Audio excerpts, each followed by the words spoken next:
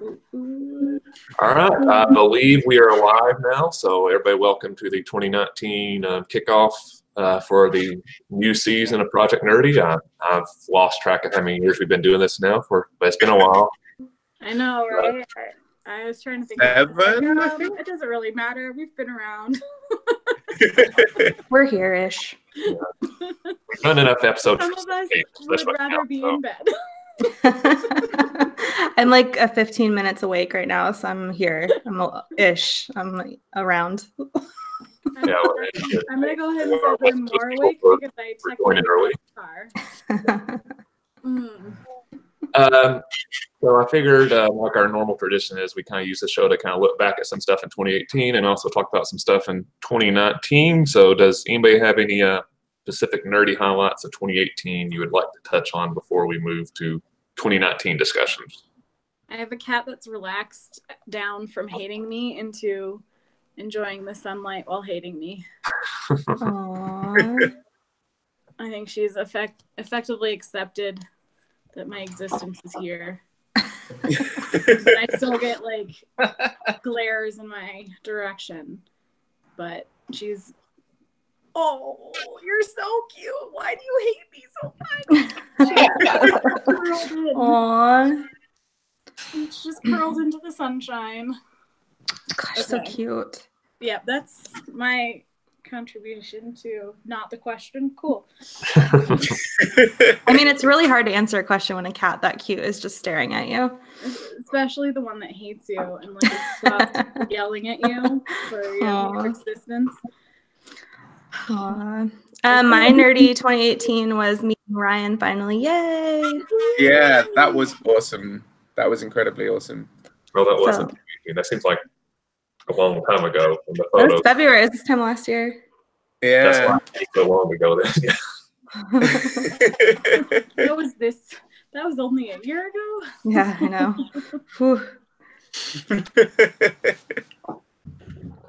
Yeah, that's definitely a highlight for me. I think like books and movies wise, it's tough to narrow it down.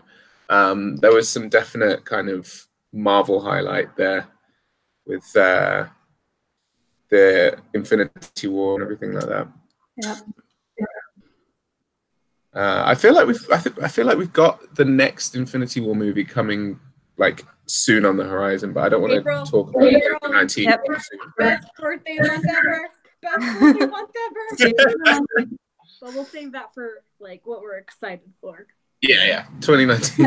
But, yeah, Infinity War was good. What else? I can't help but feel like 2018 was just scarily bad in some ways, and it I mean, you're not wrong. Kyle, how did your Harry Potter hosting thing go? Didn't you do like a party? Which is like that's August. Oh, that's not August? Yeah. Cool. I thought that was like already happened. You're just like preparing super hardcore for this. I like it. No, yeah. I mean, it's supposed to be a festival for like 3,000 to 5,000 people. So it's a huge event. Yeah. So as I was telling David, this time of year, which is why I was supposed to know, like January and February is when my job, I'm working full on event planning because I'm in charge of like farmers market, a monthly festival, scavenger hunt, scarecrow festivals, all this type of stuff. So we can try to do cool. now before we get into the weeds of event stuff. So yeah, I've got good at event planning after I've done it for 12 years, but it's easier when we're also doing a Star Wars night. So nice. I'll be able to figure out stuff a little bit easier on my end. But the Harry Potter stuff is going to be I definitely needed some suggestions for that one. So I think this just means you need to go into full-on research mode. Yeah. Read all the books, watch all the movies. We'll be here. At least watch all the movies, Kyle. Come on. Truly. You have to read all the books. I still haven't seen a movie, so. Oh my God, who are you? I'm embarrassed for you. The only millennial who's never seen a single Harry Potter. Honestly, I'm a little too old to be a millennial. For so long, like, you're just like that little fissure almost like a scar and a lightning bolt on all of our hearts. That's true. Here, I'll make it more pronounced. Yes, please. I'm just literally wearing my Slytherin sweatshirt. Get your foot up here, Ryan. Man. But yeah, I mean, that will definitely be one of the things I'm looking forward to this year is we are doing a lot of nerdy events. But in regard to 2018, as normal for me, Dragon Con was a lot of fun. It was probably my favorite this year. In response to Ryan, I'm 36, so I'm above millennials. I'm the old man. No, you're not. I'm sorry to disappoint you. You are within the cusp. Yeah, it depends because my job, I have to go to all these marketing conferences and like the experts on age groups. Half the speakers will say I'm into millennial, and other ones will lower it. So I've seen that. To me, I always think millennials. I didn't grow up with the internet. To me, millennials, you really needed to grow up with the internet. I didn't get the internet until like high school, so it was. Yeah, I remember dial-up internet when I was like 12, I think. Yes. Yeah, I think that's accurate because, well, no, you're still on a coast, though. Maybe the South doesn't count as a coast. Yeah, we don't. If you're thinking like East Coast, the South. I would say most people would classify the South and the South. The East Coast at like DC, like there's East Coast and up from DC. Yeah. Higher West Coast, because if you think about it, before the internet was instantaneous, it took like 2 years for anything new and fresh to get in country. So because Kyle, I am only 3 years younger than you, and I had my own email address in 3rd grade. So, or 5th grade. So you would have been at the very end of middle school or the very start of high school. Well, keep it. I grew up in a farming area that still doesn't have cable TV and stuff. So that's the reason I got internet later than most people. Your life experience might be right outside the average millennials, but you're still a millennial, and I will. I grew up my foot down on this. I didn't have air conditioning until I was like 16 years old or something like that. So, Kyle. I feel like we've got way off track on 2018's good points. My parents still don't have self-service. There's no self-service where my parents live, so it's very different country down there. I know. I live in a big city now, so I have internet and satellite TV and HD and all that nice stuff. Nice. Granted, I live in the middle of the city, and my current internet sucks, which is why I'm at my parents' doing this. Aww. I mean, would it really be a live show if we didn't get seriously derailed? Hey, at least this time I have a working webcam. Yay. And we can hear your voice, so I don't have to do it for you. I was really looking forward to your British accent. God, it's so bad. It's so bad. I mean, you've spent some time in London now. You should be able to perfect it, right? Yeah, but I can't do like a Birmingham one at all. Like, not even close. Because apparently, that's completely different. Could have fooled me. And on a more recent highlight for me, this is technically took place beginning of 2019. But I'm interested to see what the project turns out with. But literally 1 mile from where I worked, Anna Kendrick was filming a show for like a week or so. She never left set, so nobody around us ever got to see her. But it was neat thinking like, oh, she's just a mile from us. And if you actually follow her on social media, apparently it wasn't while she was near where I work, but while she was in Atlanta, apparently she had kidney stones and she got rushed to a hospital in Atlanta. So she had like a lot of posts thanking like nurses in Atlanta for being kind to her while she was drugged out of her mind and having stuff done to her and stuff. That sounds like the best day at work, though. Yeah. It's supposed to be I can't remember if it's a movie or TV show, but they're filming something for that new streaming service at Disney starting. And oh, cool. She's supposed to be like Santa's daughter or something like that. It's like a Christmas themed thing. because they had to decorate our big outlet mall, even though it was like in February. They had to decorate it like Christmas decorations and stuff like that. So that's cool. That's awesome. Sounds in line with how Hollywood production timelines work. yeah, yeah.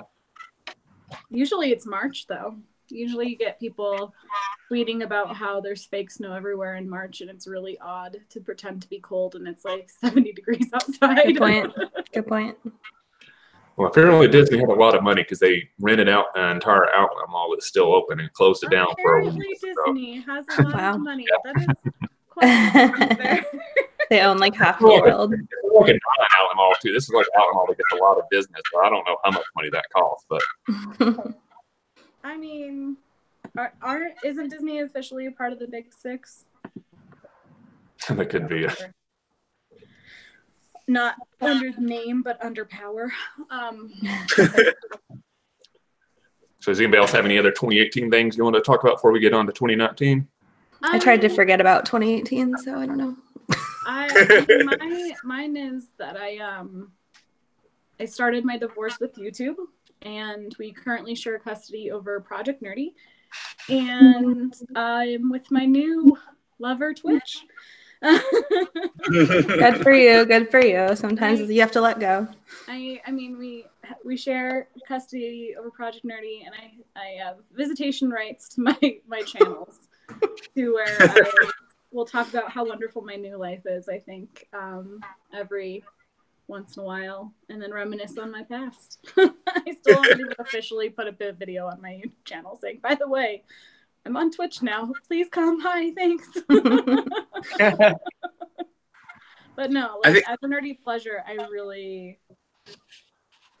love doing live streaming and broadcasting of cosplay and stuff on Twitch. It's been really fun, and actually in 6 weeks, if this is transitional, or is anybody else going into 2018, or are we pretty much done? Go ahead. I would say, like, on the topic of cosplay, I finally got one done and actually wore it to a con and got like proper photos and shared them and everything. Like, I feel like I'm not such a fraud calling myself a cosplayer now. It turned out pretty good. Mm-hmm. It was great. Fun. No, like you wouldn't know that it was your first one. That's what I mean by that. Yeah, I feel like some other people have said that to me, like people that I really respect as cosplayers, like you, and like people at the convention that I was at. So it's nice to hear that. So thank you. I was like, other people you respect as cosplayers, thanks. But then you finished that sentence. Like you. Jesus. Other people respect me. I have a tendency of starting thoughts by speaking them, so It's fair. Yeah, I'm a powerful extrovert, and sometimes my powers work against me. But yeah, cosplay definitely a highlight of 2018. One of the few. So that might be our last highlight. So, Kat, if you want to do that transition to 2019, you had in mind? Yeah, just like in the short term, I have 5 weeks to finish cosplays because I will be making. I'm going to Emerald City Comic Con with other Twitch broadcasters as like a way for us to all hang out in person. And I've always had Emerald City Comic Con as like, oh, that'd be a really great one because it's like one of the bigger ones without being explosively big, like San Diego or even Dragon Con. But it's like closer to like Dragon's Con scale without being quite Dragon Con. Dragon Con is still my #1 out of con love, which I do have tickets to and a hotel room. And so hopefully in a few months, like a month or so, I can buy plane tickets. So I am headed back down this time. I already have my pass for this year, so I'm all set. Sips tea. Kat, isn't Ben Savage going to be at Emerald City Comic Con this year? Yeah, I like a whole bunch of boy meet or girl meets world, technically girl meets world cast members will be there.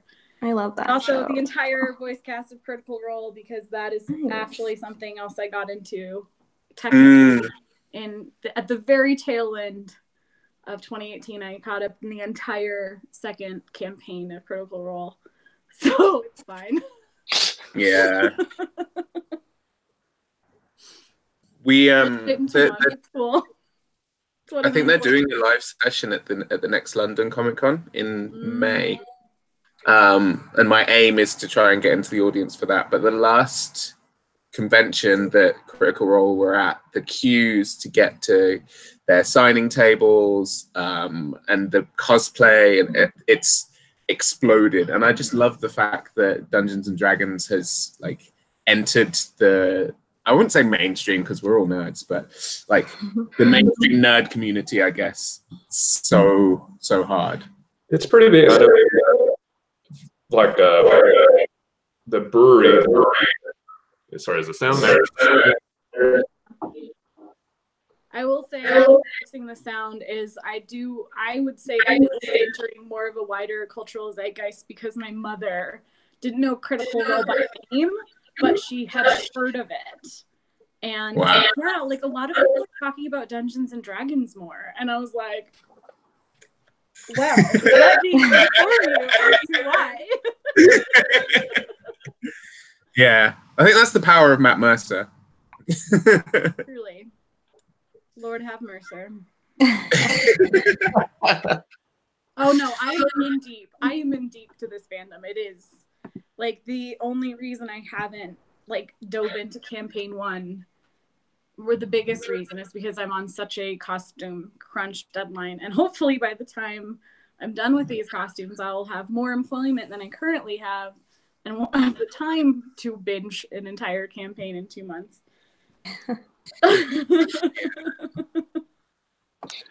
Yeah, I think it's working now. What I was going to say was the brewery right next to our work, they've started doing a weekly D&D thing every like Tuesday night. It's like their marquee event for that night, and apparently they're drawing like huge crowds. And you know, this is not like it's in the middle of the big city. It's like a suburban city. So like it speaks a lot to how much that type of gaming has really increased in popularity, that you can do like a little suburban city and they're getting a huge turnout every single week for, you know, D&D, which I think is really cool.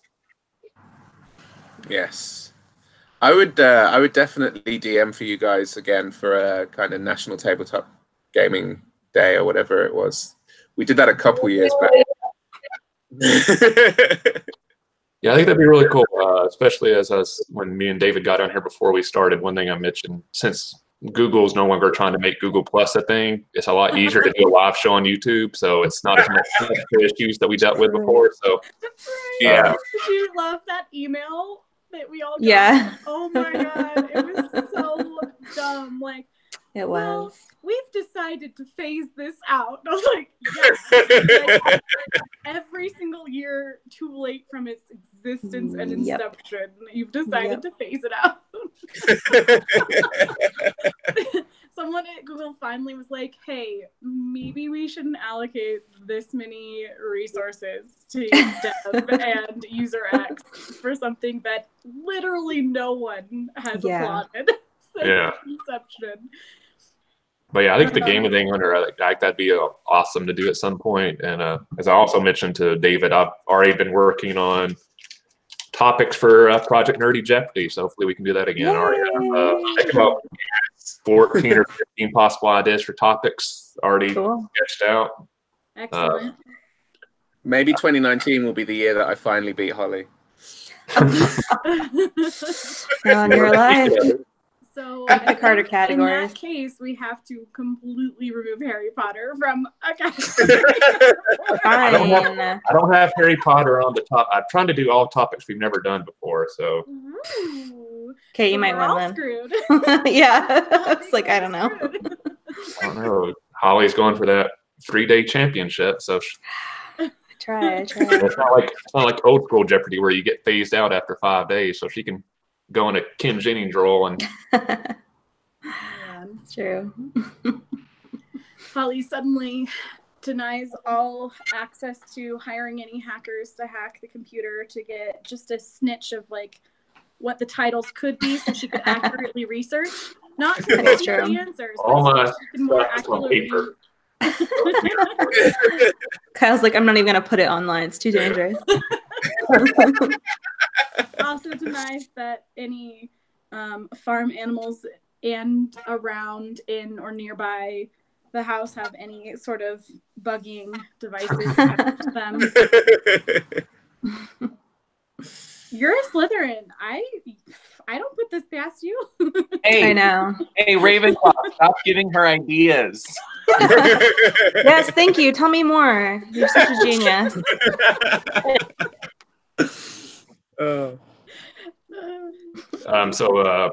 Kind of going off none of this joke. some of highlight last year, like Holly's travels and me and Kat going to Dragon Con. Does anybody have any fun trips planned this year, nerdy or non-nerdy? Try to go to Disneyland every year. That's my goal in life. So I'll probably end up doing that. I haven't been to either Disney yet. I want to. You're so close to Disney World. You should go. Yeah, my family just never went to Florida much when we was kids and stuff. But ever since Disney started, obviously adding a lot more Star Wars stuff. At some point, I figure I deem to go just for the. Yes, 2020 is your year for Disney World, because that's when all the Star Wars stuff's coming to Disney World. But we're going to do the fall for Disneyland because by then the Star Wars stuff should have opened and hopefully won't be as busy. Yeah, that'd be, if I ever do go, I think I definitely won't go during middle of summer when it's off season type stuff would be definitely the way I'd go. Yeah, February is the best time to go. It's not as busy. I found that February is a great time to go to Spanish islands. Oh yeah, how was your trip? The holiday looked beautiful. I have a tan line from my shades, which makes me look ridiculously like a panda. But other than that, your food looked so amazing. I was like, give me everything you're eating, please. And you're like, what diet? I'm like, I don't know. I've never heard the word diet. I don't understand. Just give me that.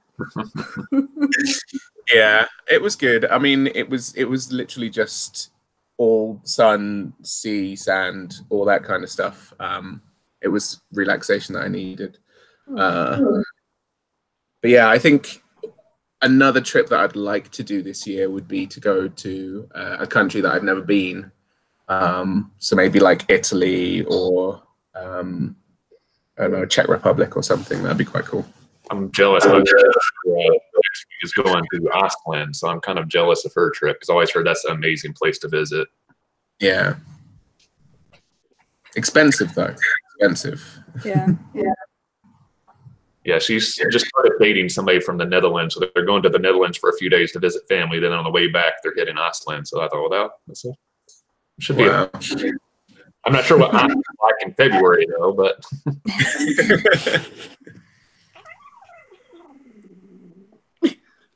Wow. Definitely going to Dragon Con again this year. That's really the only big stuff I know for sure. That I have some like conference stuff going around the state of Georgia, but Dragon Con would be the only nerdy trip I have planned at the moment, which is just 30 minutes away from me. So that's a real long trip. I'm sorry, Kona. Because of the cat. Kona, that is Poppy.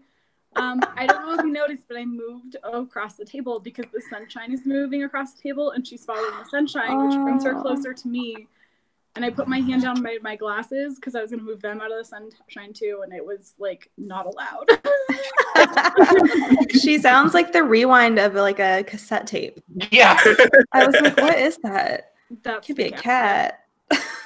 That's my first sibling. Aww. So April is like the best month to have a birthday. I was trying to figure out what the other ones were because Avengers Endgame comes out in April. The Chilling Adventures of Sabrina returns in April. And then Game of Thrones. Game of Thrones returns in April, and then there's like one other one I think that also comes out in April, and I was just like, Thank you, universe. That is awesome. Very cool month. Yeah.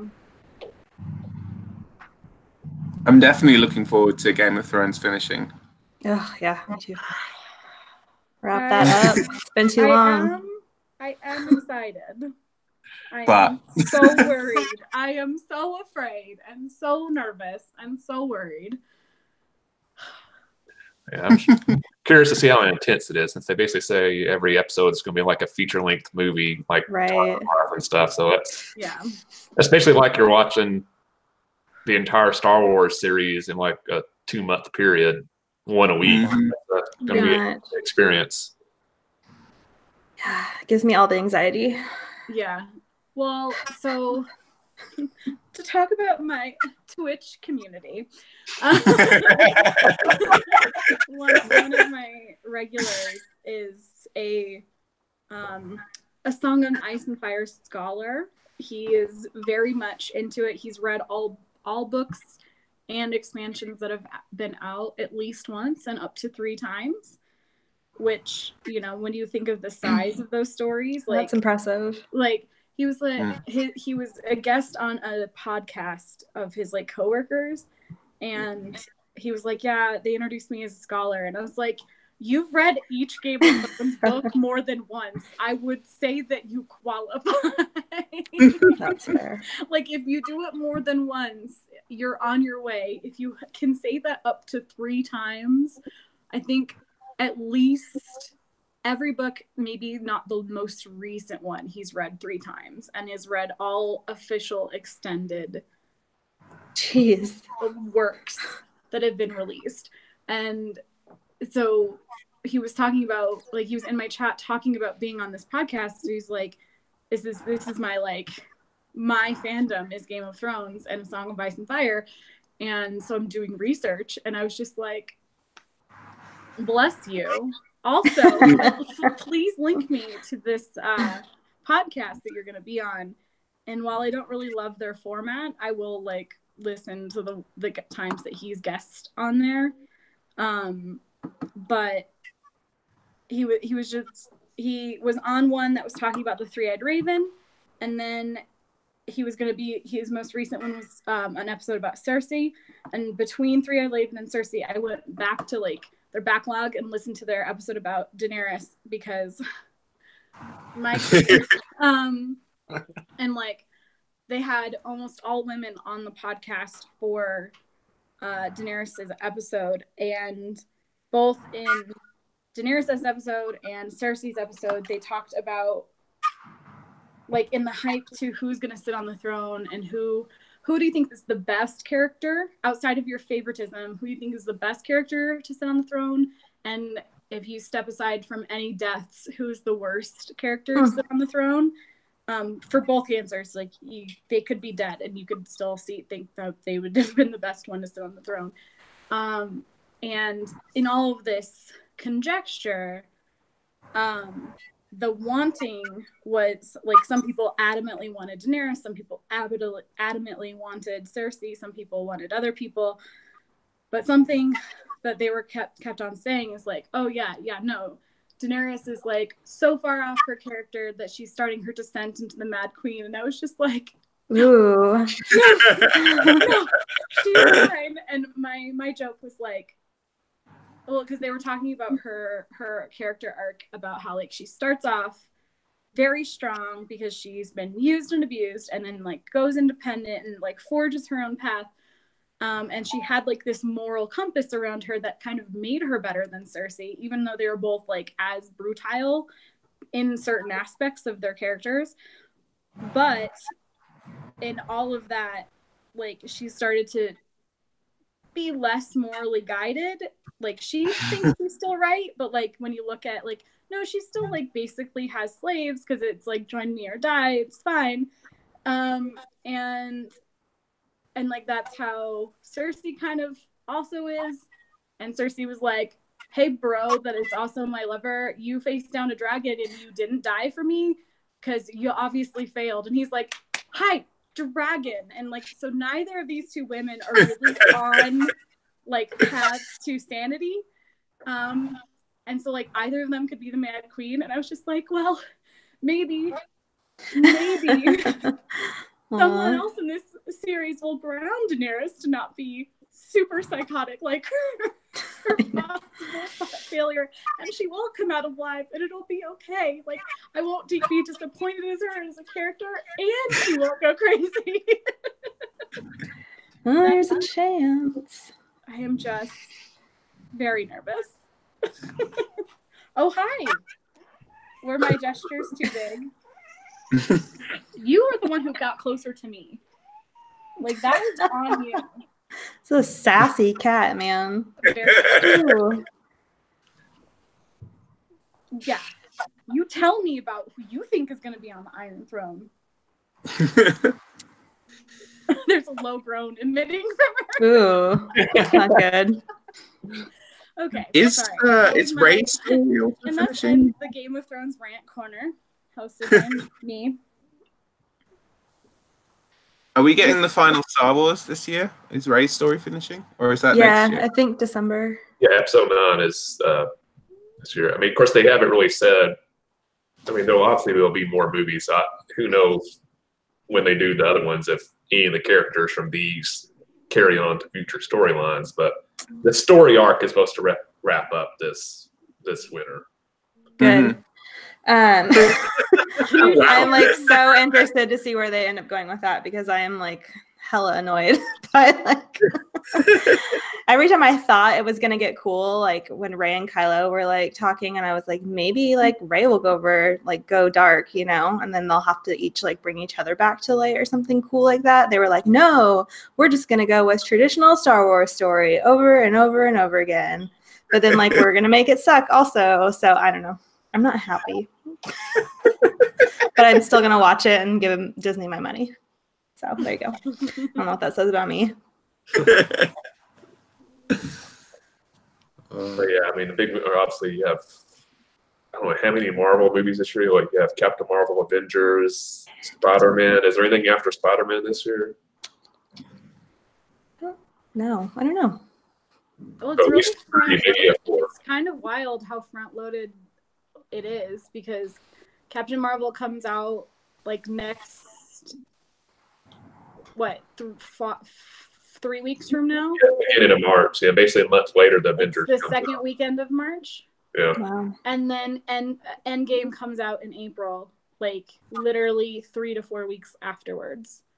There isn't a large step between those. Yeah, it's really close together. I'm not sure why they didn't put out Captain Marvel a few weeks earlier to give it a little bit more space, but yeah, then Star Wars winter. Trying to think what other big nerdy movies are this year. I had a list earlier. I'm excited for Shazam. Oh yeah. Do you Maybe. see that? I'm like, whoa, Maybe. DC might make an okay movie. Weird. Did anyone watch Titans on Netflix? Mm-mm. Not on Netflix, no. I I'm watched like- the other one. I watched the first half of the DC thing. Words. Great.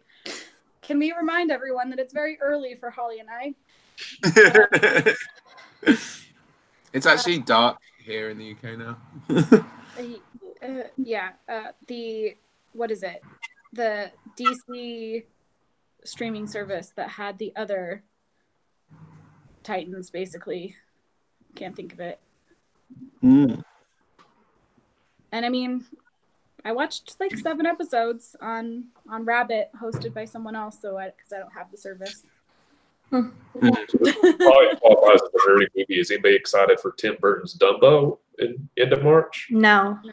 Nobody's excited for that. I don't like what Disney's doing with these live action remakes. Like Jungle Book was okay, I like and then Beauty and the Beast. I think they jumped the shark kind of with that.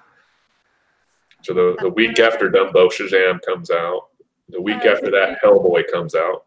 Ooh. Anybody excited for Hellboy? I'm kind of excited for that. Yeah, tentatively excited.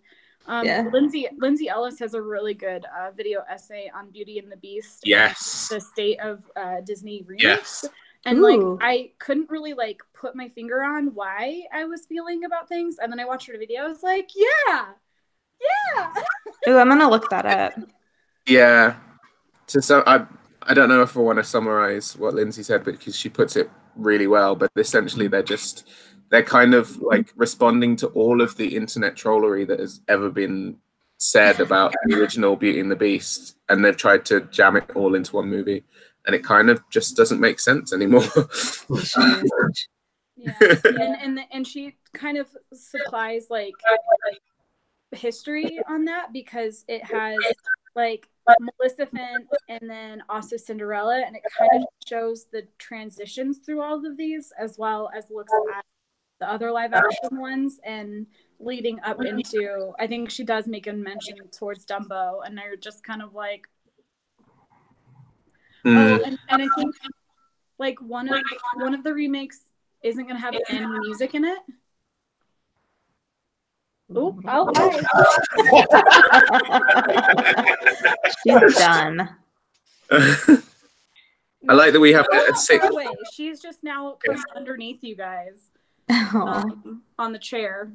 So we'll try this so that there's less. I don't even know.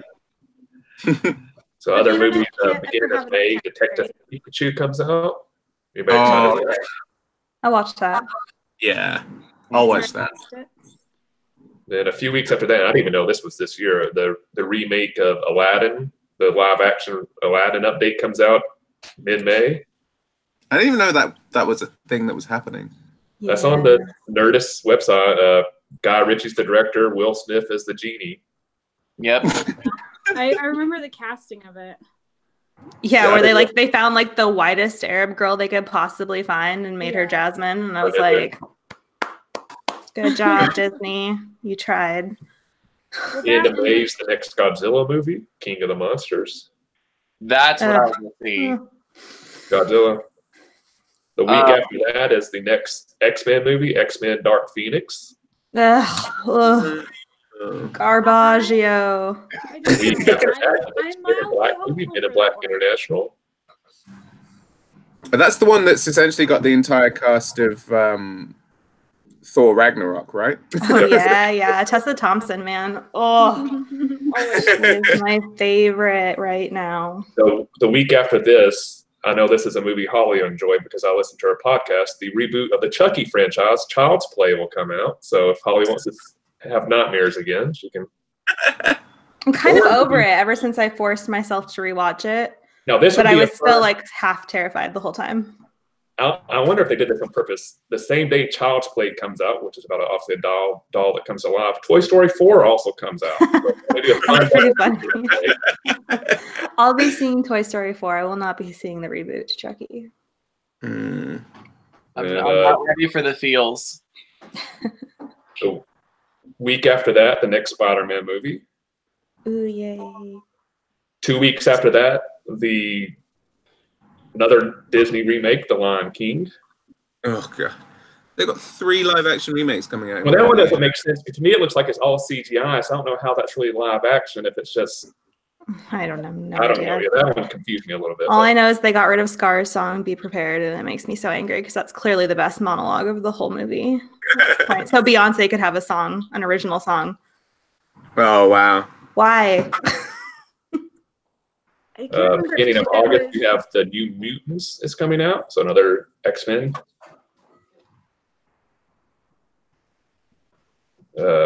September, you have the next It movie. I don't know if anybody's excited. Ooh, I'm excited about that. October, the Joker movie comes out. Anybody excited for that? Is that Jared Leto? No, it's Joaquin Phoenix is the Joker. Is that any better? I don't. There's images of his version of the Joker. It just looks like a bad version of Heath Ledger's Joker, like the makeup. DC needs to reevaluate. Joker is trying to do an impersonation of Heath Ledger's Joker, and you're not able to do that. And why impersonate perfection? I didn't even know this was coming. October, Zombieland 2. I didn't even know that was coming out. Yeah. Oh, that makes me kind of excited. Yeah. I had no idea. I had missed that. I've done my waiting. That's the Addams Family reboot comes out also in October. Is there anything original coming out that sounds good? Everything a reboot. Well, that The only thing about it being original. Tom Hanks says Mr. Rogers comes out, A Beautiful Day in the Neighborhood. So if you're a Mr. Rogers fan. Oh yeah, I do want to see that. This is another thing I hadn't heard of. I didn't know they were rebooting Charlie's Angels again in November. Yeah. I think Kristen Stewart was in that cast. Oh, is it? Wow. Hey, I like her. I listen to the Into the Twilight podcast, and we get daily digest updates on anything that has anything Twilight related in it. And apparently that connects. And Kristen Stewart is like their number one honey. So I love her. I really do. I think she's a good actress. I think she's just been in some shit roles. But if you look at her like in more independent films, she's quite good. That's just you have a Sonic the Hedgehog. No, I actually like her more now than I did before. Mm-hmm. So if you have any Sonic fans, you'll get your first Sonic movie in November. No thanks. Is that animation, or are they doing it like CGI, or what's the sitch? I think it's CGI with like humans CGI. Also. I remember when they started releasing like images online, like people were getting really upset because the Sonic did it. He looked like a weird version of Sonic. They were trying to make him more human looking, and it looked weird. And right. Yeah, I remember that like fringe news. There, for romantic comedy fans, there's a movie in November, Last Christmas, which is set in London, starring Emilia Clarke, Henry Golding, Emma Thompson. Okay. Directed by Paul Feig. So then the next week after that's Frozen 2. What? That's a thing that's happening? Yeah. I guess so. I didn't know, but on this list, November 22nd. I remembered what my other exciting thing was. Fine. What was it? Veronica Mars on Hulu with a new season. I heard about that. Sorry. That Frozen 2 went back. Remind you of Kristen Bell. You were like, better news is. It's like my more exciting news from Kristen Bell's Instagram stories is that she's on the set for Veronica Mars. That is awesome. That's exciting. Very cool. For musical fans, there's a big screen version of Cats coming out in December. Mm-hmm. Sorry. A violent reaction to that news. As someone who actively had like out of like amount of give a shits that I give for musicals that most everybody else like praises, which is like I'll still sit on my musical theater card, and you can't tear it out of my dead cold fingers. But like Cats and Les Mis, like I don't really care about, and so I'm moderately interested in Cats the musical because my problematic number one bae Taylor Swift is in it, and also Idris Elba is in it. That makes me a little excited, actually. Damn it! And like, I just haven't loved Les Mis, and the movie made me tolerate it. Because like the things that I didn't like about it, everyone didn't like about it. But I also liked some things about it that normally I didn't care about before. Also, it had Aaron Tveit in it, so. Yeah, well, and the movie version of Les Mis is only, in my opinion, IMHO, is only really interesting if you're familiar with the stage version, because with the stage version of Les Mis, you get this like wide angle lens view of everything and the whole situation. So with the film, you get, I mean, there's so many extreme close-ups, which is a choice, but yeah, you get a more personalized view that you don't get from sitting in an audience.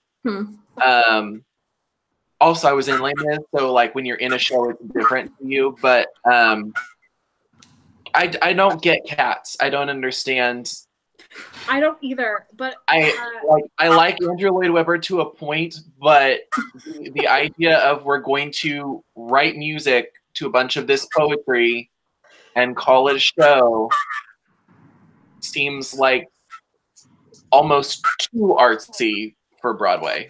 So for the musical nerds, the week after that, there's another musical come out that's being directed by Steven Spielberg, West Side Story. So does that make you more excited? Or is that still another? So another great video essay on YouTube.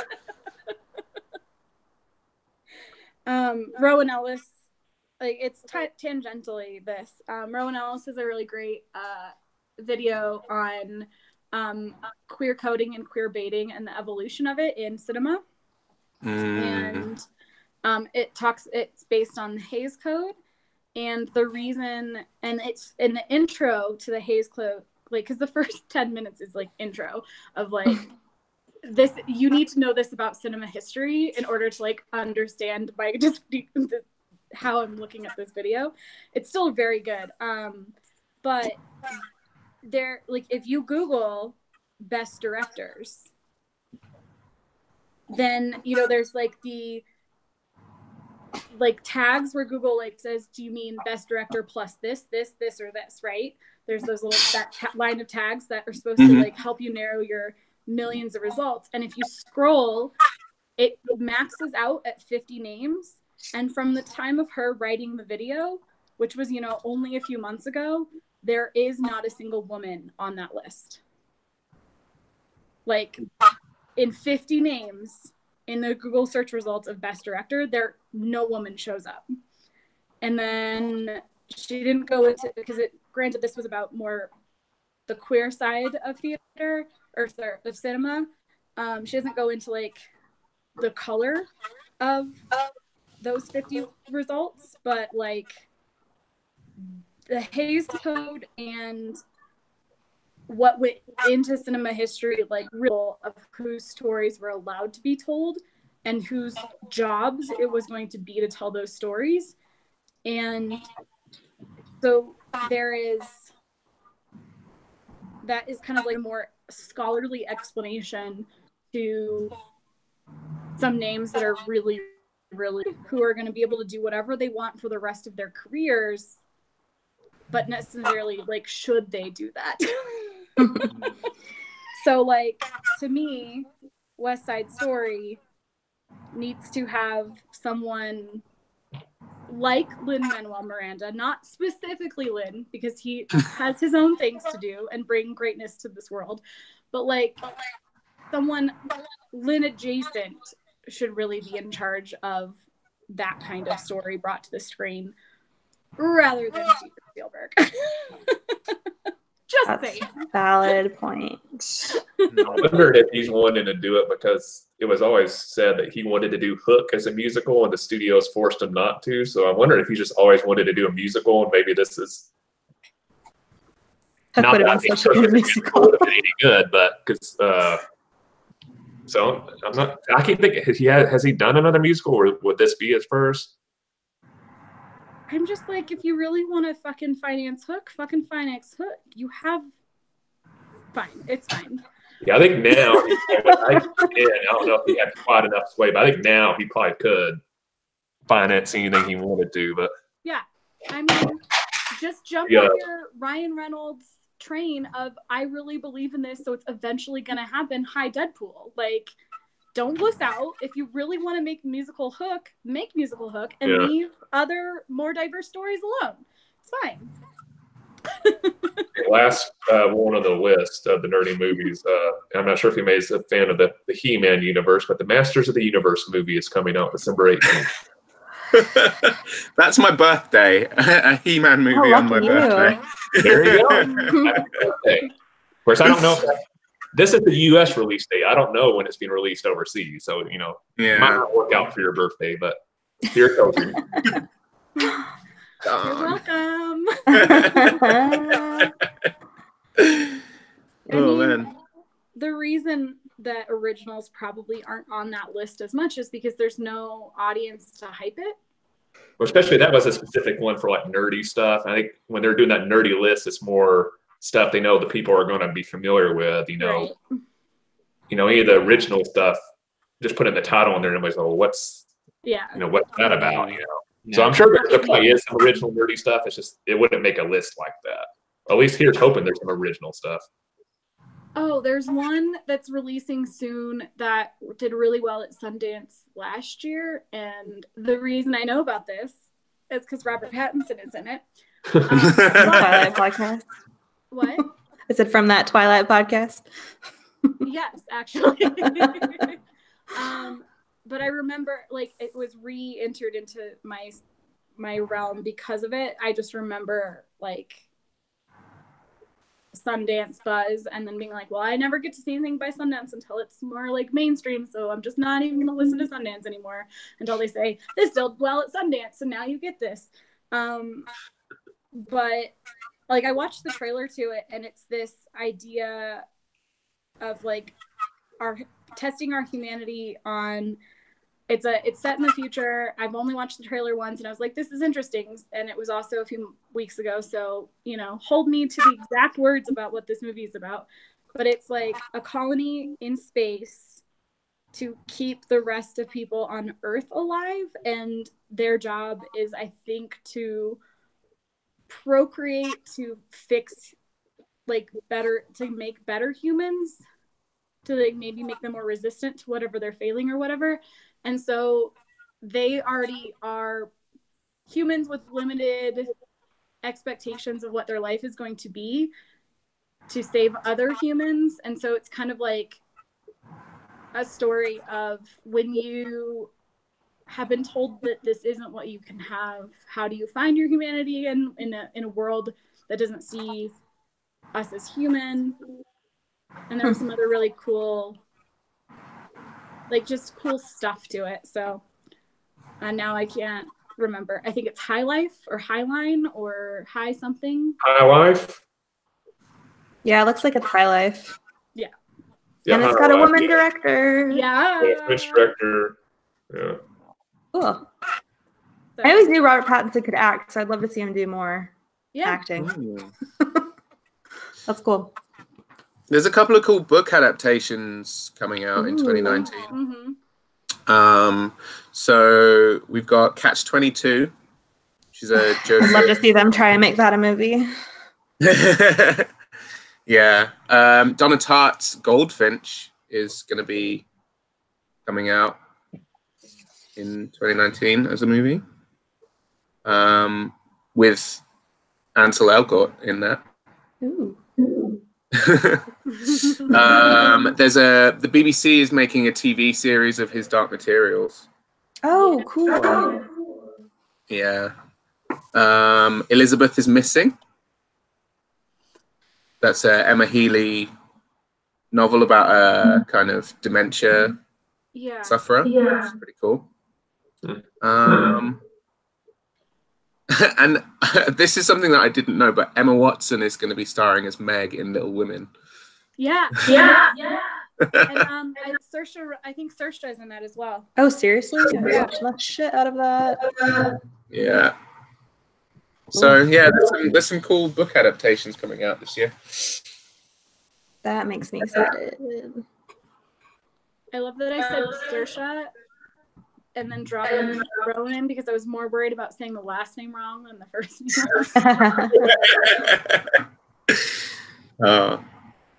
Has anyone seen that Queen movie that she's in? Oh, Mary Kate Scott. No, I haven't seen that yet.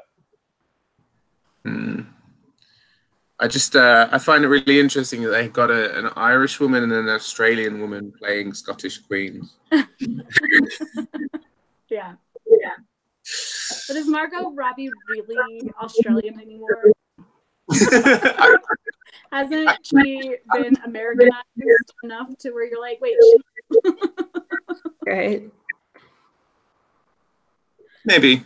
Because it almost feels like her British accent is like an Americanized British accent. Like she's been in an American accent so long to get to the British accent, she had to go through the dialect of an American learning. That's a good point. Good point. Or who was it? It was the award for Christian Bale, and he like accepted it in his regular broken, like his very, very heavy accent, and so his English sounded broken to the American audience, and they're like, Christian Bale is an American? It was like all over Twitter, and I was like, my thought was like, Christian Bale shouldn't be in the movie Vice because there shouldn't be a movie Vice? I mean, what? Hi. Oh, man. Well, I know David has to get going a little bit. David, is there anything you wanted to touch on before you needed to head to work? I mean, not particularly. I'm just, over here living my best Huffle life. Itching for the weather to warm up so I can get out in the garden and playing Magic, the Gathering, and I'm proud of myself. I'm actually caught up on Marvel movies right now, so I'm loving keeping up with your gym progress, by the way, David. Yeah, it's spotty. But your buddy pictures are really cute. They are. Yeah. The guys wanted to go to my roommates that we all have the same gym membership. They wanted to go. They're going early in the morning at like 7. And I did that 1 week and was so exhausted. I was like, okay, guys, I need more sleep to function. I'm not going to be able to do anything else. So it's a work in progress, like everything else.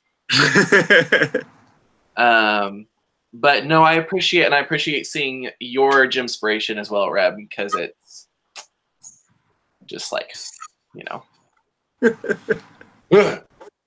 is. Solidarity. I would say the one other thing that I remembered, I don't know if you guys heard about like the conjecture that maybe Netflix canceled Jessica, Luke, Defenders, Iron, and the other one, or is that just 4? I don't know. The possibility that they canceled all those because Daredevil. Thank you. Yeah, the first one, the one that started all Spider. That they might have canceled that because of the Disney streaming service. All of the Disney properties will then eventually move behind that Disney paywall. Oh yeah. And so, because it is the extended Marvel universe, it's still under the Disney properties. And so if they want to revive it, they can't have the story on Netflix. It needs to be behind the Disney paywall. Yeah, I heard that same thing, yeah. Yeah, I'm not looking forward to this Disney streaming service actually coming to fruition. I'm not either. It's like having cable again because now I have Netflix, I have Hulu, I have Amazon, and I'm like, okay, now I have to have Disney, and it's like now I'm going to start paying as much as cable used to cost. Yeah. Which is like, what's the point? The whole point was that everything could be in one area. Yeah, and I guess if all the big studios like Universal, all those Warner Brothers will all start their own, which I think is why Netflix is doing as much original stuff, because they fear that they'll lose all the everybody else's content. You'll have to subscribe to 10 different streaming services. Which was always going to be this future. Yeah. Like it was always going to do this because unless Disney just buys everybody, and then we subscribe. Also, our overlords, Disney. Yeah. Well, there was also I think again it was Lindsay Ellis, but it could have also been the other one who makes like super hella long videos. Which I'll put like in our group chat or something, but it was about the way Disney releases things and the history of the company in like direct to VHS versus like just like how Disney works and operates in, or maybe it was that same video about, I think it might have been the same. Okay, so it was in the history of how we got to all these live action remakes. Thank you. I was like, there's something it's fine. But they were talking about how originally whoever was in charge was like, cheapen ourselves with VHS. no. Yeah. And then one thing went on VHS and it sold out of its first run, and they're like, oh, cha-ching, cha-ching. And so it's all the same way, where at first a company is going to be like, of course not. And then someone else will find financial success, or they will accidentally find financial success with it. And so then therefore the whole thing is going to move that way. And again, at the beginning of that same video, there's a quote about making content, like specifically Disney in making entertainment. It's not in to make art or change history or make history or whatever. It's in there to make money. And in the process could accidentally make art, make history, change history, blah, blah, blah. Yeah. And it's a very good video. Like, cause it touches on many big ideas through the context of this single focus lens. So yeah, I do enjoy watching Lindsay's video. I mean, watching people like Lindsay Ellis and a couple of the other kind of video essayists have made me kind of rethink how I go about YouTube and whether I should use it for something a little bit more. I'm not saying that I could ever get to the point where I could write and edit something as educational and entertaining as Lindsay does, but it's inspirational. Yeah. Well, and I just love it. Like, they're 30-minute, 45-minute videos, and then Shane Dawson drops basically a short film about conspiracy theories. And like just 6 months ago to a year ago, people were like, don't make anything for 4 minutes, or wait, now make it exactly 10 minutes, but you need to stay in the 10-minute thing. And then there's like literally short films in the form of video essays and or like the same content by certain creators. It's just, it shows that no one really knows what's happening ever. I feel like I was going to put forward a couple of topics for 2019, and I think YouTube is a topic in and of itself. Like what this platform is now, what it's becoming, what the future of it is, and I feel like that is something that we as a group can definitely debate on.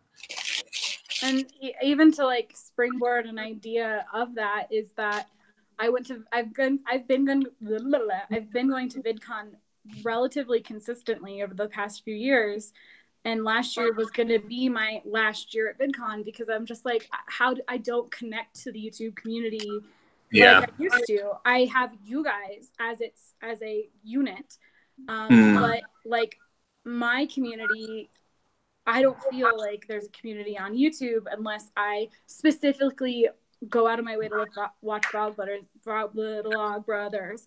And whenever we make time in our lives to do this project, and like it's very like pocketed now versus what it felt like a wider community before, which is like what I feel on Twitch now. Is I feel that sense of wider community where we have the creatives on Twitch, we have the gamers on Twitch, we have too many ASMR streams on Twitch, we have I'm gonna cut some ASMR people in our cosplay tag on Twitch, but like I feel the same life on Twitch now that I felt with YouTube 10 and 9 years ago. And I as a Ravenclaw replied to the VidCon survey on like how did we do, and I had this moment. I was like, am I allowed to say this on the internet? And then I was like, honestly, who's gonna watch this video? Damn, Kat, cold. Because of our community, this is for us. This is us hanging out, and if people enjoy us hanging out, then they're welcome to hang out with us. But like, none of us have illusions that this channel is gonna be the next big thing. But I replied to the response with my like event planning and attending lens on, and I guess they have like, it's an anonymous survey, but there's an option for the survey reader to say, hey, these people are of interest. Could you ask them if we could contact them because of that privacy boundary? And I was one of the people that their response, like the person in charge of organizing the responses for VidCon, who works for, I guess, Viacom now, by way of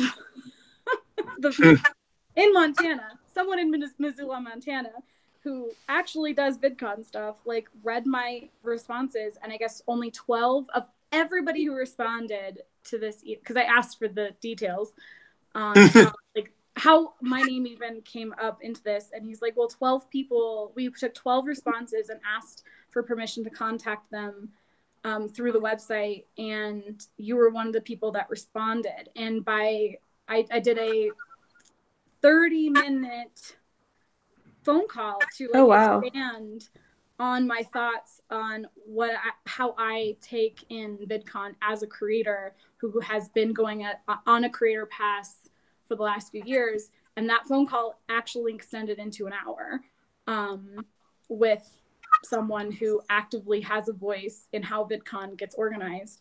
That's so cool. And in return, like it was a part of like the invitation, I have now a complimentary pass to the next VidCon. Through, I mean, I still have to email them and be like, hey, so pass ? Because now I don't register like normal now. Like I just get one, so it's not like I'm a featured guest, but like I still have to register, but I have to register through an email, not through like the website. Ooh. I don't know. But I was like, I am torn in this space of like, I care enough about this where I earned a free ticket to the 10th year. Like it's the 10th year of VidCon, and I am feeling, and YouTube started VidCon, but VidCon is no longer about YouTube because YouTube is not a juggernaut alone anymore. There are other viable video platforms that people are making content on, Twitch being like the next biggest one, and somehow Instagram stories and Facebook video have become a thing for people who make actual money, not off the videos, but like the community that they've founded, which is how YouTube started. There was no monetization for creators. You just had to build your community and then push their money towards you off platform. And so like there's that, and it's 10 years, but my community is so depleted. I don't know if I can afford to go because I don't know who I would go with. Yeah. So like that in itself is an interesting catch-22, because like I still really am passionate about online video, but like how online video has progressed, I can't like go alone. And so it's trying to find who I can go so I can afford to go. So like I haven't claimed this ticket because I don't know if I can go, which is absolutely ridiculous because of all of the money that I've spent on going. Like I finally get a kickback in some way. Yeah. I'm like, well, is it still too expensive for me? Because where is my community to go with? Because that was always the thing. I've always gone to VidCon with people who I thought were a part of my community. Yeah, VidCon finally came to London this year, and I'm looking at the posters, and I'm like, I don't watch this person. I don't watch that. I know vaguely who that person is because they're referenced in this, but like YouTube has evolved to the point where, and maybe it's me with my kind of fuddy-duddy old man syndrome, but like the people who are big enough in the YouTube community to be kind of like headlining at VidCon, I have no connection with whatsoever, and the subsection, the different strata of YouTube that I am involved in and interested in, just isn't featured there. So I'm feeling that kind of disconnect, I feel. Actually, I should talk to him about that. I know, it's almost word for word. Like I was like, I go as a creator pass specifically on a creator pass because the community pass means nothing to me. I don't connect with that like level of VidCon. To me, VidCon was always like a place where I could network and I could learn and have a fun holiday in conjunction with that. And so if VidCon Europe / London it like doesn't have the cash cow to service their creators over there. Yeah. Okay, I lost my video. Yeah. Well, I'm gonna jump in here, fam. I love the conversation. I love you all, but I do need to go to work. So work. You can't see me, but I'm blowing you a kiss. And I'll catch you on the next cycle, okay? Have fun. Bye, David. Yep. So does anybody else have anything you really want to say on this live show before we wrap it up? Anything really you're looking forward to in 2019, or any hopes for the channel or anything like that? I'm not going to completely contradict Kat, but I don't know. We could get some more subscribers. We'll have a video like last year where my random video got several thousand views in France for some reason. That's true. Yeah. That was weird. No, I wasn't saying that we would never appeal to anybody other than the 500. But the likelihood of me talking about my ticket to VidCon is probably not going to get back to the person. Yeah. I also edited my story once. I was like, cool. I just want to know what people in France thought of my southern accent. Boundaries and what information I give forward. Yeah. I like doing this just because, I mean, like Kat said, I don't really have a great connection anymore to YouTube. I still watch Vlogbrothers, and every once in a while I'll watch Wheezy Waiter videos just because I think Craig's awesome. But yeah, there is like, and Kat got into YouTube the last few years more than I ever did. I kind of fell off like 2 or 3 years ago, but it's nice that we still have this and there's still like a connection there, because this reminds me of old school YouTube, and like what drew me to it in the first place was like having friendships and like talking to people and from all over. And I'm glad we still do it, even if we're not as like fully gung-ho as we used to be. It's still important to me in my life. So I'm glad that we're doing another year, and we'll see how far we get to go with it. Bring back punishment videos. Oh my god, with how bad we are, we'd all get punished like every week. I know, we have to actually like be around to film our punishments as well. Like you're like, hey, I'll accept a punishment, and then don't do it. Then we can't even fulfill that. Like, I don't, like, you guys have noticed, my phone no longer communicates with my computer on a regular basis. So whenever I can get files off my phone is a crapshoot. So I've been just doing my videos have been live streams. Like I go do a live stream for 5 minutes and then I end it, because that is how I can actually make my video on time. Is like, I can't pre-film it right now because I can't guarantee that my files will get off my phone. Yeah.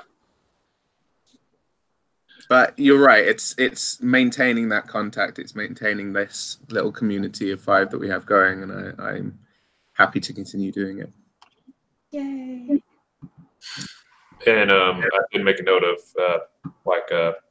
the YouTube topic that Reb suggested, and also the gaming thing. So I'll start working on a schedule and stuff like that. And as normal, we usually skip the week that we're on the live show, so we'll probably start back officially. If anybody's watching this and you're curious when our next videos are going up, they'll probably be next week is when the first ones will go up for the our first theme of 2019. So be looking forward to that. If you are watching to this end, thank you. And we do see the individuals that aren't ourselves commenting on each other's videos. So we see you, and you can't see me right now because my camera died, but I'm doing that whole like 2 fingers toward the eyes, 2 fingers toward the camera thing. Like that's happening on my side of the screen. Even as I explain it, I'm still physically doing it, knowing that you guys can't see it. But we see you, commenters and regulars who do semi-regularly or regularly check in on us. We see you.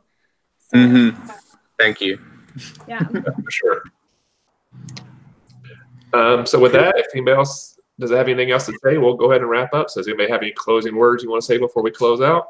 Thank you, Kyle, for doing everything all the time, because the rest of us don't. Yeah. I know, like 2 months ago, you're like, does anybody else want to like take over? And like there was complete silence, and I'm like, I'm so bad, but like no, I can't. Like I won't do it. Yeah. So you keep us alive, Kyle, really. You do, Kyle. You really do. So we appreciate you so much. Always, if any of y'all have any topics you want to do, just mention on our Facebook group, because a lot of the stuff, if it's not my fandom or a lot of times, musicals or anime or Harry Potter stuff, whatever, sometimes I might not be aware of a topic coming up. So definitely leave those suggestions, because otherwise we'll probably do a lot of Star Wars related content and stuff. And I do want to spread it out a little bit more. So, and if you have any other ideas for live shows, because we have two here, we have the gaming one and another round of Project Nerdy Jeff D. So definitely I'm up to doing more live shows if we can in the future. Okay. Awesome. Yeah. All right, with that, I think we'll wrap up. So if anybody's watched to the end, thank you very much. If you have any ideas for stuff you want us to see us do, just leave it in a comment the video. We'll check that out. Thanks for watching for about an hour and 15 minutes. We're very appreciative for that. Have a very nerdy 2019. Bye.